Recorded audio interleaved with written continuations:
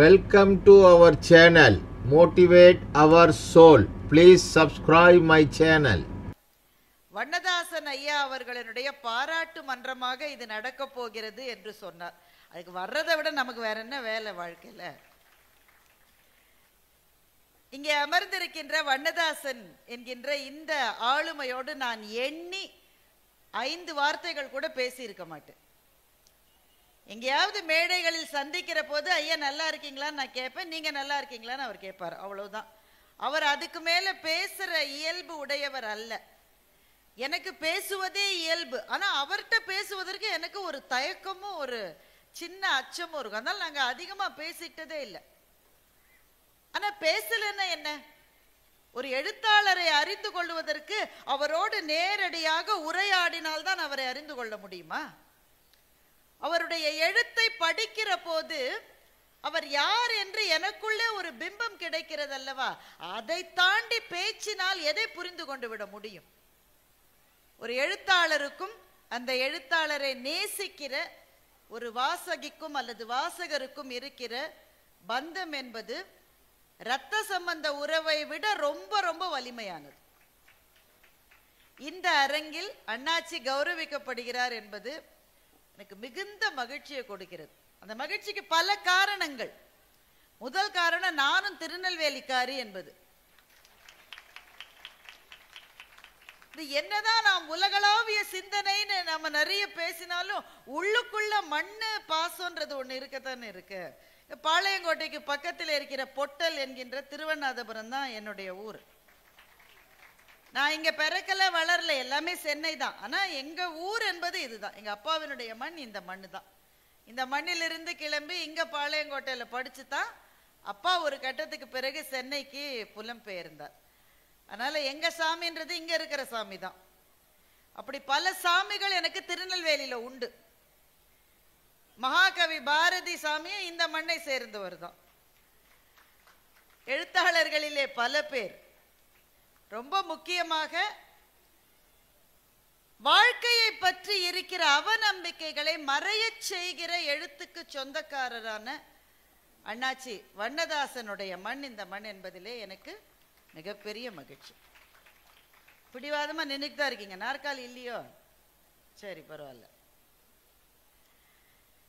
கவிதை கேளுங்கள் என்பது எனக்கு கொடுக்கப்பட்ட தலைப்பு. நான் 1 மணி நேரம் பேசலாம்னு சொல்லியிருக்காரு. ஆனா பிந்தி தொடங்கியிருக்கேன். எவ்வளவு நேரம் பேசலாம் இருப்பீங்களா? இல்ல எனக்கும் தான் பசிக்குது. இருந்தாலும் சீக்கிரம் முடிச்சிடலாம். நம்ம எனக்கு முன்னாலே பேசிய அன்பு தம்பி இளையராஜான்னு பேர் இருந்தாலே இப்படி நல்ல கற்பனை வளம் வரும்னு நினைக்கிறேன். ரொம்ப சுருக்கமா பேசினார். ஒரு 3 நிமிடம் தான் பேசியிருப்பார். ஆனா எவ்வளவு செம்மாந்த சிந்தனைகளை அந்த 3 நிமிட பேச்சுக்குள் தம்பி அமைத்தார் என்பது எனக்கு பிரமிப்பை ஏற்படுத்தியது. அவருக்கு என்னுடைய மனப்பூர்வமான வாழ்த்துக்கள். சார்ந்திருக்கிற துறைக்காக பேசித்தான் ஆக வேண்டும். ஆனால் சார்ந்திருக்கிற துறைக்காக பேச வேண்டும் என்ற நிர்பந்தங்களை தாண்டி அவருக்குள்ளே அவர் இருக்கிற துறை பற்றி அப்படிப்பட்ட ஆழமான ஒரு பேஷன் சொல்லுவாங்கல்ல, அப்படிப்பட்ட ஒரு மிகப்பெரிய விருப்பத்தோடு அவர் இந்த பணியை ஆற்றி கொண்டிருக்கிறார் என்பது அந்த 3 நிமிட பேச்சிலிருந்து எனக்கு தெரிந்தது. நம்ம யார் சிந்தித்திருக்க கூடும்? ஏன்னா மன்னர்களினுடைய வரலாற்றை பாட ஐயா ஐயா பேசிக்கிட்டே இருக்கீங்க. அவரை கூப்பிடுறீங்களா? சரி.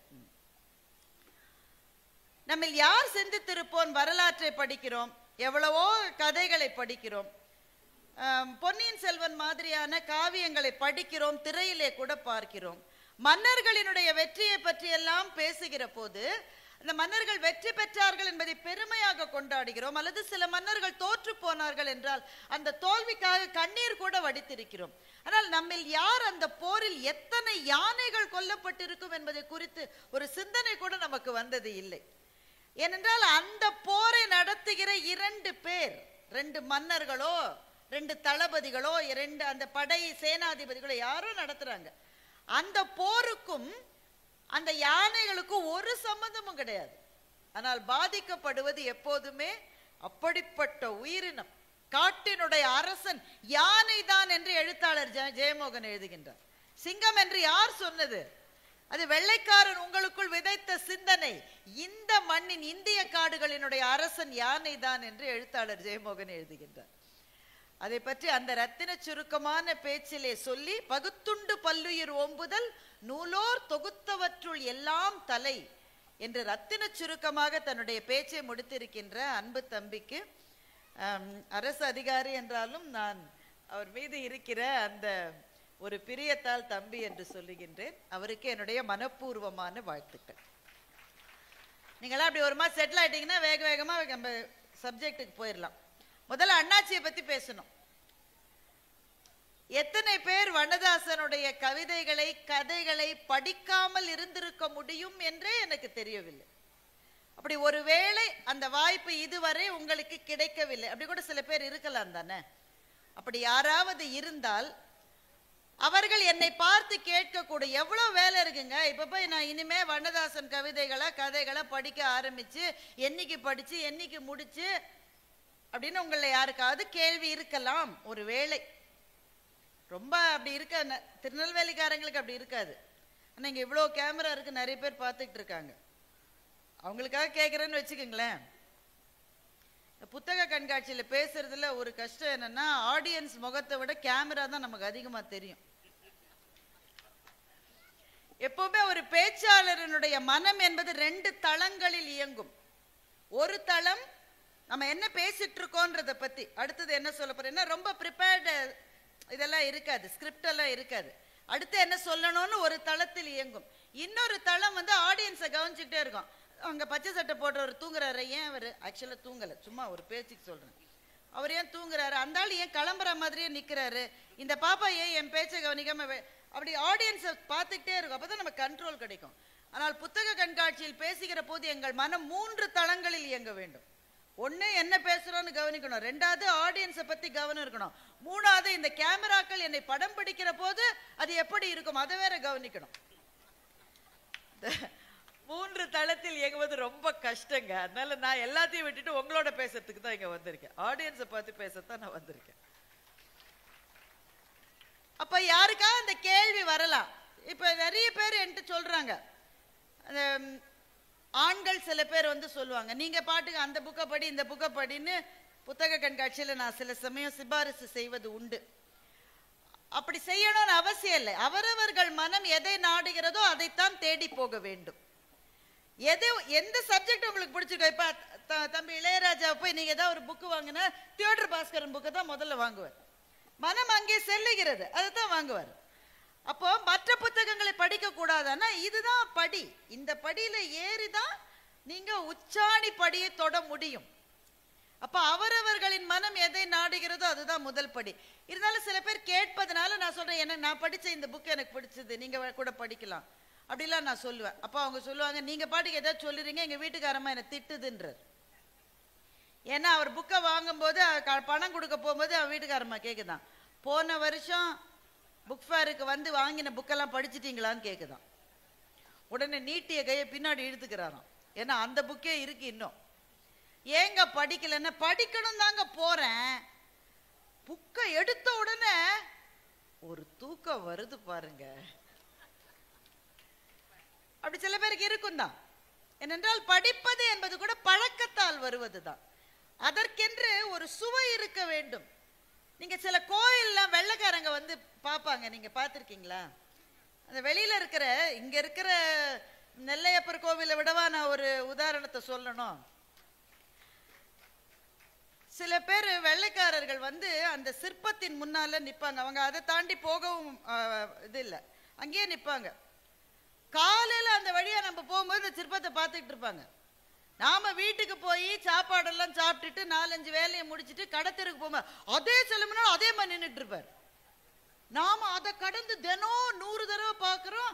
ஒரு செகண்டுக்கு மேல அந்த சிற்பத்துல நமக்கு எதுவும் பார்க்கறதுக்கு இருக்கிறதா நமக்கு தெரியல. ஆனா அவனுக்கு ஏதோ ஒண்ணு இருக்கு, அதுல அவருக்கு அந்த சிற்பத்துல ஏதோ ஒண்ணு அவரை கவருது.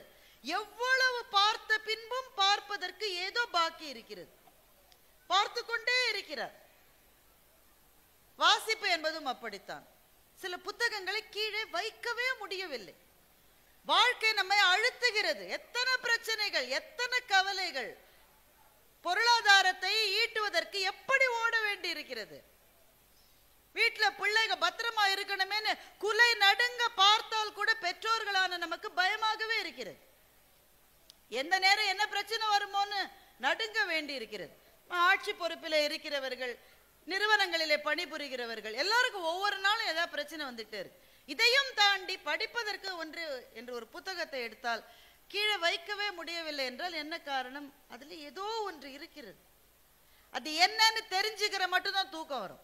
அது என்னன்னு தெரிஞ்சிருச்சா அப்புறம் அந்த தூக்கம் வராது. அந்த புத்தகத்தை முடிக்கிறவர். அப்படிப்பட்ட சில பேருக்கு என்னிடம் அந்த கேள்வி இருக்கலாம். இன்னுமே எப்படிங்க கல்யாண்ஜி என்கின்ற வண்ணதாசன் என்கின்ற இந்த திருநெல்வேலிக்காரனுடைய கதையை கவிதையை படித்தால் என்ன கிடைக்கும்? எனக்கு என்ன கிடைச்சதுன்னு நான் சொல்றேன். அதுதான் உங்களுக்கு கிடைக்கணும்னு அவசியம் இல்லை. உங்களுக்கு வேற ஏதாவது கூட கிடைக்கலாம். என் கூட பட்டிமன்றத்தில் பேசுகின்ற அன்பு சகோதரர் திரு ராஜா அவர்கள் சூப்பர் ஸ்டாரோட சிவாஜி படத்துல நடிச்சார். அதாச்சு 12-13 வருஷம் ஆச்சுன்னு நினைக்கிறேன் படம் வந்து.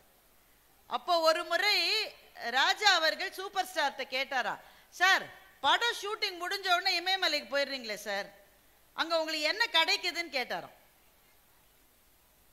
அதுக்கு சூப்பர் ஸ்டார் என்ன பதில் சொன்னார்னா, எனக்கு என்ன கிடைச்சதுன்றது வேற, நீங்க போனா உங்களுக்கு அதுதான் கிடைக்கும்னு சொல்ல முடியாது.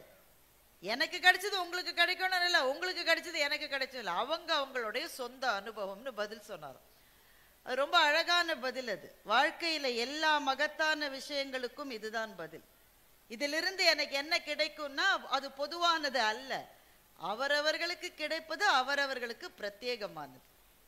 எனக்கு என்ன கிடைத்தது என்றால், ஒரு கிட்டத்தட்ட ஒரு 1.5 வருஷத்துக்கு முன்னாடி அல்லது கிட்டத்தட்ட 2 வருஷத்துக்கு முன்னாடி எனக்கு கொஞ்சம் உடல்நல குறைவு ஏற்பட்டது.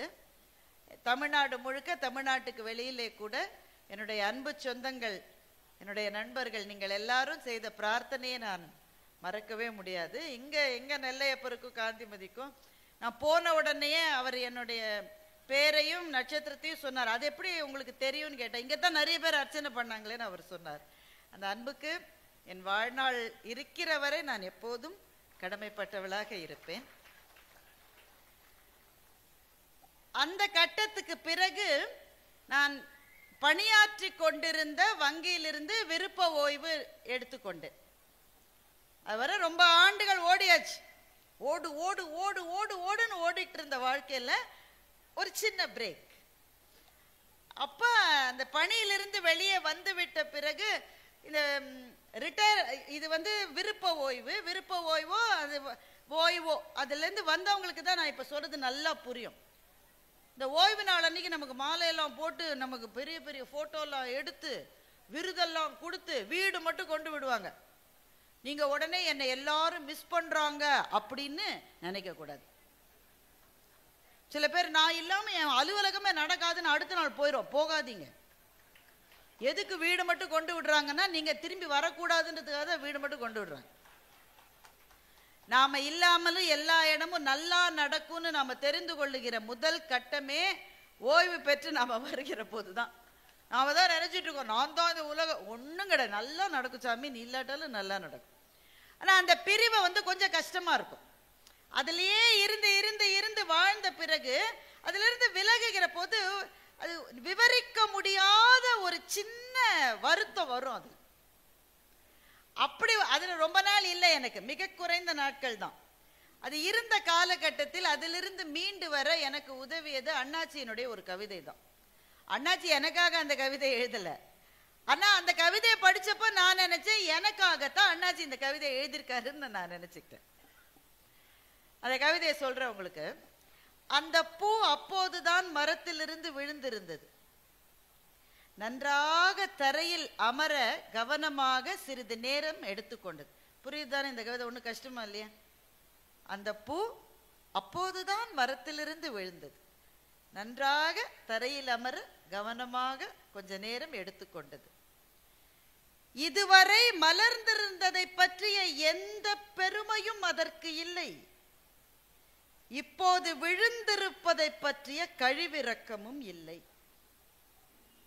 ஒரு முறை கூட தான் உதிர்ந்து விழுந்த கிளையை அந்த பூ திரும்பி பார்க்கவே இல்லை. ஒரு முறை கூட இதுவரை அமர்ந்திருந்த கிளையை அந்த பூ திரும்பி பார்க்கவே இல்லை. அதனுடைய ஒரு இதழிலிருந்து இன்னொரு இதழுக்கு நடந்து கடந்து போன பூச்சியை அது கவனிக்கவும் இல்லை. அது அப்படியே மண்ணில் அமர்ந்திருந்தது, ஒரு விடையை சரியாக எழுதிவிட்டதை போல. இதுதான் அண்ணாச்சி எழுதின கவிதை. ஒரு கவிதை என்ன கொடுக்கும்னா, வாழ்க்கையை பார்ப்பதற்கான ஒரு பார்வையை கொடுக்கும். இந்த கவிதையை படிச்ச உடனே நான் என்ன செஞ்சேன், இதை கொஞ்சம் ரொம்ப டிராமடைஸ் பண்ணி சொல்றவங்க சொல்லுவாங்க, உடனே கண்ணில் இருந்து ஆறாக, அதெல்லாம் ஒன்றும் கொட்டலை. கவிதையை படிச்சா மூடி வச்சிட்டேன் புத்தகத்தை. ஒரு கவிதை நல்ல கவிதை என்பதற்கு எது உரைக்கல் தெரியுமா? அந்த கவிதையை படிக்கிற நேரம் அல்ல, அந்த கவிதையை படித்து மூடி வைத்த பிறகு உங்களுக்கும் அதுவரை ஒரு முறை கூட ஒருவேளை நீங்கள் சந்தித்திராத அந்த எழுத்தாளருக்கும் மானசீகமாக ஒரு உரையாடல் நடக்கும் இல்லையா? அதுதான் அந்த கவிதை வெற்றி பெற்ற தருணம். இந்த சம்பவம் நடக்கிறவரை அண்ணாச்சியை நான் தூரத்திலிருந்து பார்த்திருக்கிறேன்னு தவிர நேரிலே இருந்து பேசுவதற்கு எனக்கு வாய்ப்பே கிடைத்தது கிடையாது. அவர் அப்படி ரொம்ப போய் எல்லாரோடையும் பேசுகிற டைப்பும் கிடையாது. ஆனா இந்த கவிதையை படித்த உடனே எனக்கு தோன்றியது, அவர் என்கிட்ட தான் பேசியிருக்காருன்னு எனக்கு தோணுச்சு. அந்த பூ மரத்திலிருந்து விழுந்துச்சு இல்ல, விழுந்ததுல அந்த பூ விழுந்த பிறகு இதுவரை மரத்தில் இருந்ததை பற்றிய எந்த பெருமையும் அதற்கு இல்லை. அதைவிட முக்கியம், இப்போது விழுந்திருப்பதை பற்றிய கழிவிறக்கமும் அதற்கு இல்லை. எல்லாவற்றையும் விட முக்கியம், அது அப்படியே மண்ணில் இருந்தது, ஒரு விடையை சரியாக எழுதிவிட்டதை போல. வாழ்க்கையில் ஒரு கட்டத்திலிருந்து இன்னொரு கட்டத்துக்கு எல்லாரும் நகர வேண்டும். இளைஞர்களா இருந்தாலும் நகரணும். கல்லூரியில் இருக்கிற மட்டும் கிங்கா இருப்பான். எங்க ஊரை பத்தி சொல்லலாமான்னு தெரியல உங்கள்கிட்ட. எங்க ஊர்ல எல்லாம் ரூட் கிங்னு உண்டு, உங்களுக்கு தெரியாது, நீங்களாம் நல்ல ஊர். ரூட் கிங்னா என்னன்னா, அந்த கல்லூரி இருக்கிற பகுதியில போற பஸ்ல ஒரு ரூட் கிங் இருப்பான். அந்த பஸ்ஸுக்கு அவன் தான் தலை. வேற கல்லூரி மாணவர்கள் அந்த பஸ்ல ஏறிட்டா, எங்கள் வீட்டில் எல்லா நாளும் கார்த்திகை அதெல்லாம் நடக்காது, உடனே அடிதான். அந்த 3 வருஷம் அவன் தான் ரூட் கிங். ஆனா நான் யோசிச்சு பார்ப்பேன், தம்பி 3 வருஷம் கழிச்சு அந்த பஸ்ல நீ போற போது என்னடா நினைப்ப? அப்ப நீ ஸ்டூடெண்ட் எல்லாம் கிடையாது, நீ ரூட் கிங்கும் கிடையாது. ரூட் அதே தான், கல்லூரி அதே தான், நீ ரூட் கிங். அப்ப இன்னொருத்தர் ரூட் கிங்கா இருப்பான். அந்த பஸ்ல போற போது அந்த பையன் என்ன நினைச்சுப்பான்னு நான் நினைப்பேன். இப்படி இளைஞர்களா இருந்தா கூட வாழ்க்கையில ஒரு கட்டத்திலிருந்து இன்னொரு கட்டத்துக்கு போகணும். பெண்களுக்கு இது இன்னும் மிக அதிகமாக நடக்கும். ஒரு கட்டத்திலிருந்து இன்னொரு கட்டத்துக்கு போவது அது ரொம்ப வலியா இருக்கும், சில சமயம் வேதனையா இருக்கும், பயமா இருக்கும். இங்க இருந்த கெத்து அங்க இல்லையேன்னு தோணும். புது இடத்துக்கு நான் பழகுவேனான்னு கொஞ்சம் டென்ஷனா இருக்கும். அவங்க எல்லாருக்கும் நான் ஒரே ஒரு மெடிசன் தான் சொல்வேன், அண்ணாச்சியோட இந்த பூவை பற்றிய கவிதையை படியுங்கள், அப்புறம் வாழ்க்கையை பற்றி எந்த பயமும் வரவே வராது.